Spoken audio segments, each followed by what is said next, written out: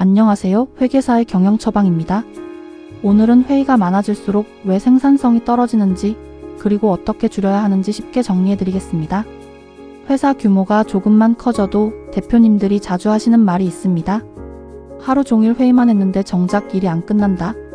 계속 모여서 얘기하는데 왜 같은 문제가 반복되지?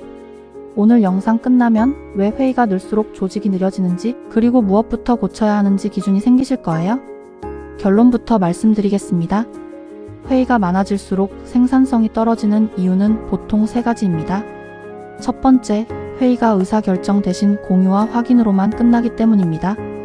두 번째, 회의가 문제를 해결하는 게 아니라 일을 미루는 장치가 되기 때문입니다. 세 번째, 회의 후에 책임자와 마감일이 정리되지 않기 때문입니다. 즉, 회의가 많은 조직은 보통 일을 많이 하는 조직이 아니라 결정이 느린 조직인 경우가 많습니다. 첫 번째 이유부터 말씀드리겠습니다. 회의가 많아질수록 생산성이 떨어지는 가장 흔한 이유는 회의의 목적이 불명확하기 때문입니다. 대표님들이 회의를 잡을 때 보통 이런 식입니다. 일단 모여서 얘기해보자. 다 같이 한번 공유하자. 그런데 이 방식이 반복되면 회의는 점점 길어지고 실제 결정은 잘 안 나게 됩니다. 회의에는 원래 목적이 있어야 합니다. 의사결정을 위한 회의인지, 정보 공유를 위한 회의인지, 문제 해결을 위한 회의인지, 보고를 위한 회의인지가 먼저 정리되어야 합니다. 이게 안 되면 어떤 일이 생기냐면 누군가는 보고하러 들어오고, 누군가는 결정 받으러 들어오고, 누군가는 그냥 참석만 하게 됩니다. 결국 회의는 길어지는데 끝나고 나면 그래서 뭘 하면 되지? 가 남습니다.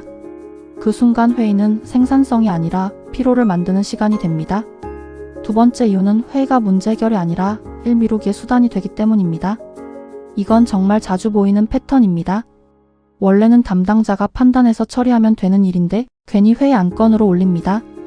그럼 회의 전까지 결정이 미뤄지고 회의에서 얘기만 하고 또 다음 회의로 넘기고 결국 간단한 일도 일주일, 2주일씩 늦어집니다. 대표님들이 꼭 기억하셔야 할 게 있습니다. 회의가 많다는 건 소통이 활발하다는 뜻이 아니라 판단을 현장에서 못하고 있다는 뜻일 수 있습니다. 즉, 현장에서 결정할 수 있는 기준과 권한이 부족하면 사소한 일도 다 회의로 올라옵니다. 그 순간 회의는 문제를 푸는 도구가 아니라 책임을 분산시키는 장치가 됩니다. 회의에서 얘기했으니까 라는 말은 남는데 실제로 해결된 건 없는 상태가 되는 거죠. 세 번째 이유는 회의 후에 책임자와 마감일이 정리되지 않기 때문입니다. 이게 회의 생산성을 결정하는 핵심입니다. 회의를 1시간 했든 2시간을 했든 끝나고 나서 누가 할지, 언제까지 할지, 무엇을 기준으로 끝난 걸로 볼지가 안 정해지면 그 회의는 사실상 안 한 것과 비슷할 수 있습니다. 많은 회사가 회의록은 남기는데 실행은 안 남깁니다. 예를 들어, 추후 검토하겠습니다. 각자 확인해 보겠습니다. 다음 주에 다시 이야기하겠습니다. 이런 말로 끝나는 회의가 많습니다. 이건 말이 회의지 실행 계획은 없는 상태입니다.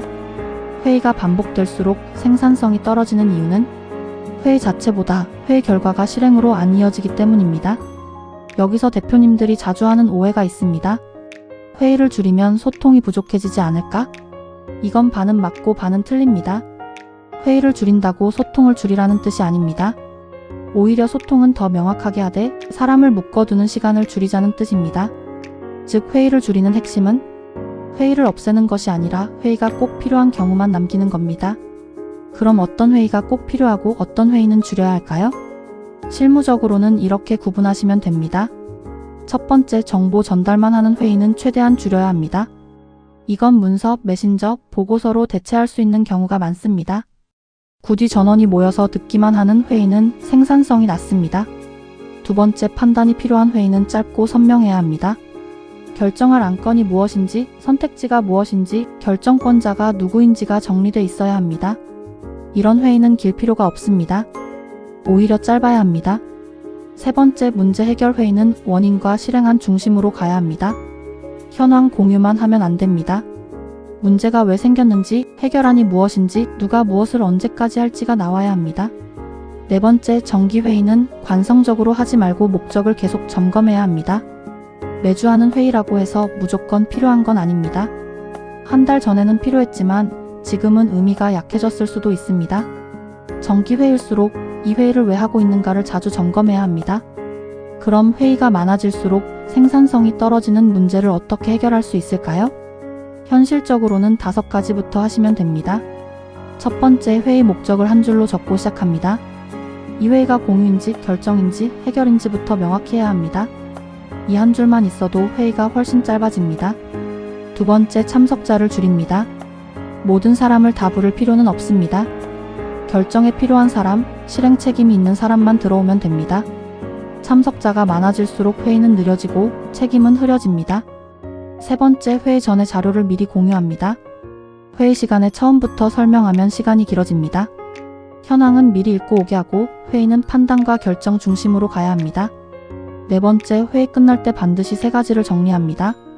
누가 할지, 언제까지 할지, 무엇을 완료 기준으로 볼지. 이 3가지가 없으면 회의는 실행으로 안 이어집니다. 5번째, 회의 시간을 줄입니다. 처음부터 1시간 잡는 습관이 있으면 회의는 그 시간만큼 길어집니다. 오히려 20분, 30분으로 짧게 잡고 핵심만 정리하는 방식이 훨씬 효과적입니다. 짧은 시간이 더 집중력을 만듭니다. 여기서 대표님들이 자주 하는 실수 5가지를 정리해 드리겠습니다. 첫 번째, 공유와 결정을 한 회의에 다 넣는 겁니다. 그러면 회의가 길어집니다. 두 번째, 참석자를 너무 많이 부르는 겁니다. 관련 없는 사람까지 들어오면 회의는 설명 시간이 더 길어집니다.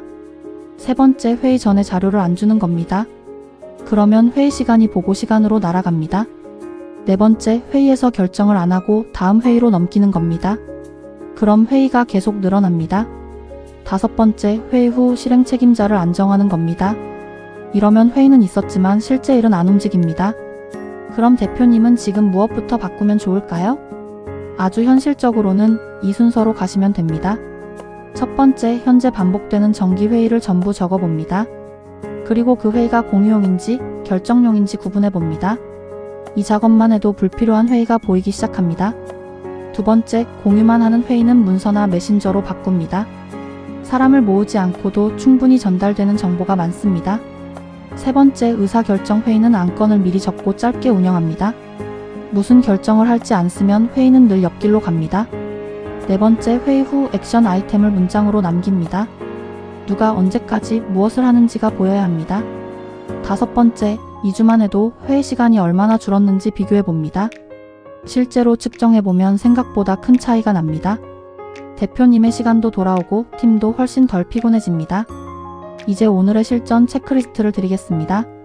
대표님이 지금 바로 점검할 5가지입니다. 첫 번째, 회의 목적이 시작 전에 명확히 정리되어 있는가? 두 번째, 참석자가 꼭 필요한 사람만 들어와 있는가? 세 번째, 회의 전에 자료가 미리 공유되고 있는가? 네 번째, 회의 끝날 때 책임자와 마감일이 정리되는가? 5번째, 정기회의가 관성적으로 반복되고 있지는 않은가? 이 5가지를 점검하면 왜 회의가 많을수록 생산성이 떨어지는지, 그리고 무엇부터 줄여야 하는지가 바로 보이실 겁니다. 마무리하겠습니다. 회의가 많아질수록 생산성이 떨어지는 이유는 목적이 불명확하고 결정 대신 공유만 하고 문제를 미루고 실행 책임이 안 남기 때문입니다. 그래서 회의는 많게 하는 게 아니라 선명하게 해야 합니다. 목적, 참석자, 사전자료, 짧은 시간, 실행 책임. 이 5가지만 잡아도 조직 속도는 훨씬 빨라질 수 있습니다. 다음 영상에서는 성장기 내부 통제에서 꼭 필요한 결제 라인, 법인카드, 지출 규정을 어떻게 잡아야 하는지 쉽게 정리해 드리겠습니다. 영상이 도움되셨다면 구독과 좋아요 부탁드리고요.